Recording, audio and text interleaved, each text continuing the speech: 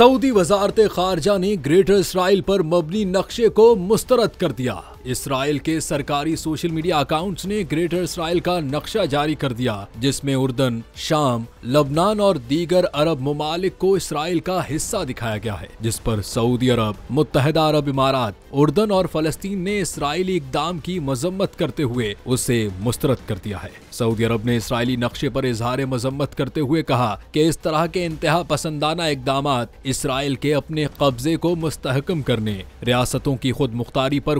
खुल्ला हमले जारी रखने और आलमी कवानीन और उसूलों की खिलाफ वर्जी करने के अज़ाइम को जाहिर करते हैं। सऊदी अरब की वजारत खारजा ने बैनुल अक़वामी बरादरी पर जोर दिया कि वो खित्ते के मुमालिक और अवाम के खिलाफ इसराइल की खिलाफ वर्जियों को रोकने में अपना किरदार अदा करे, ताकि खित्ते को मुश्किलात से बचाते हुए मुस्तकिल बुनियादों पर अमन के क़याम की कोशिशों को कामयाब किया जा सके।